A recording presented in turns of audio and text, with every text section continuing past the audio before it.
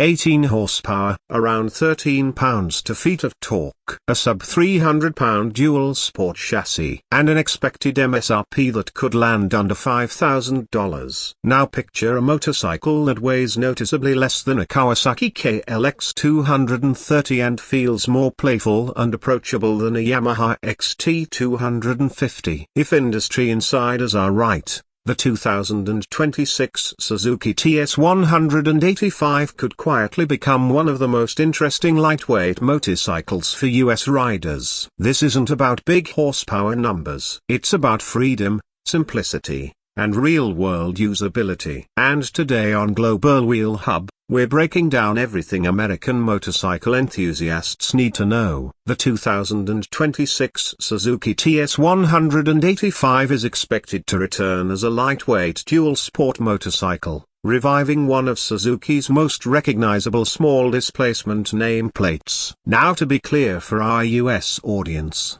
Suzuki has not officially confirmed a United States launch at this time. The model is rumored and expected in select international markets, and industry insiders suggest Suzuki is evaluating the growing American demand for simple, affordable dual-sport machines. If it does launch here, it would sit squarely in the entry-level dual-sport category designed for riders who want one motorcycle that can handle weekday commuting and weekend dirt trails without intimidation. This segment matters more than ever in the US. Not every rider wants a 450-pound adventure bike or a 100-horsepower sport machine. There's a growing community of riders who want lightweight, reliable, easy-to-maintain motorcycles that deliver genuine fun at legal speeds. That's exactly where the TS 185 would fit. It would likely target beginners, returning riders, budget-conscious commuters, and experienced motorcyclists looking for a second bike that feels playful instead of overwhelming. That's why it's generating buzz, and that's why we're talking about it here on Global Wheel Hub. Let's get into the engine and performance. If Suzuki revives the TS 185 for 2026, it's widely expected to feature a single-cylinder engine around 185 cc. Most speculation points toward a four-stroke configuration, likely air-cooled or oil-cooled for durability and simplicity rather than a high-revving liquid-cooled performance motor. Expected output would likely fall between 16 and 20 horsepower,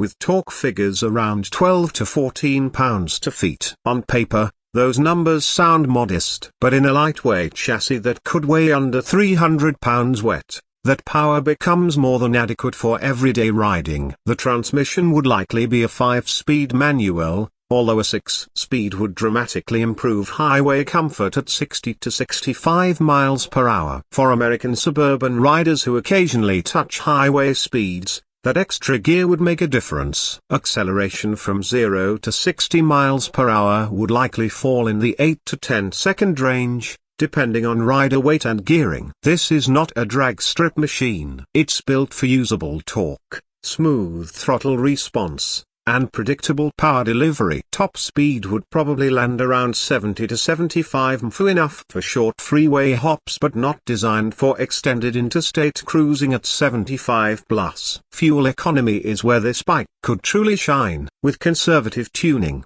80 to 90 miles per gallon is entirely realistic. For US commuters dealing with rising fuel costs, that's a major advantage. A likely fuel tank capacity of 2.5 to 3.0 gallons could deliver over 200 miles of range. That's impressive efficiency in a practical, lightweight platform. Compared to the Kawasaki KLX 230, which produces around 19 horsepower from a larger 233cc engine but carries more weight, the TS 185 could win on agility and affordability. Against the Yamaha XT 250, it would offer similar performance but potentially at a lower price point if Suzuki positions it aggressively. It wouldn't directly compete with something like a Honda CRF 300. That's a more powerful and premium machine, but it wouldn't need to. The TS 185's strength would be simplicity and accessibility. Now let's talk features and technology. Historically,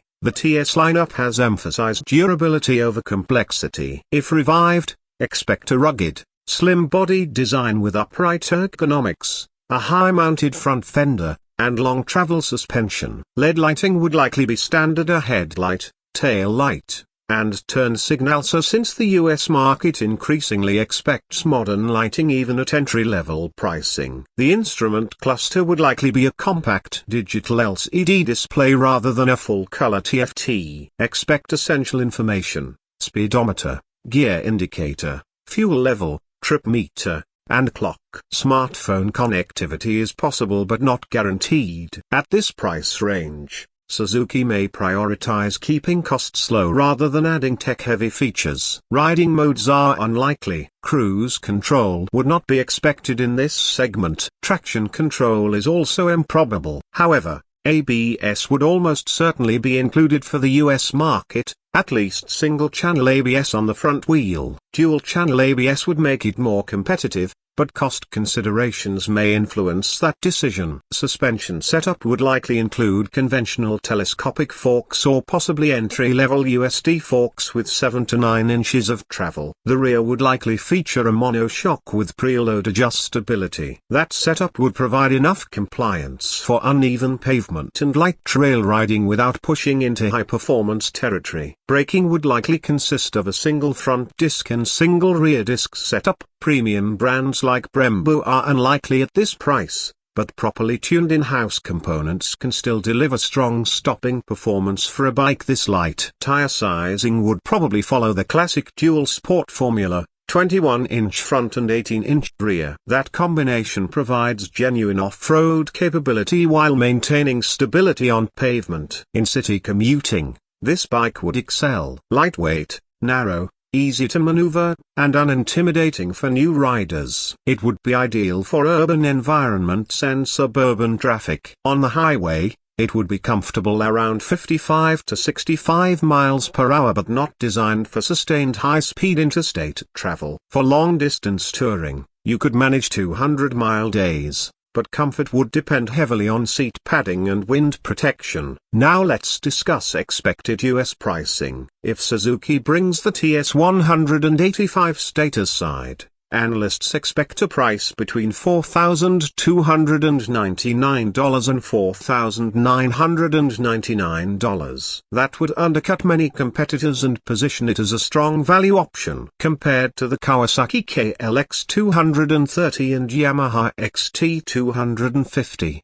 pricing below $5,000 would make it highly competitive. Dealer markups are always possible in today's market, especially if supply is limited. However, entry-level dual sports typically see less aggressive pricing inflation compared to high-demand sport or adventure models. This would not be marketed as a premium motorcycle. It would be positioned as affordable, durable, and practical. But value for money could be exceptional if Suzuki delivers solid reliability and fuel efficiency at this price point. So should you wait for it? Drop your thoughts in the comments, because here at Global Wheel Hub, we value real rider opinions. If you appreciate honest, detailed motorcycle breakdowns built specifically for American enthusiasts, make sure you subscribe to Global Wheel Hub. We analyze what matters, separate fact from speculation, and focus on what truly delivers value. The TS185 may still be unconfirmed for the US,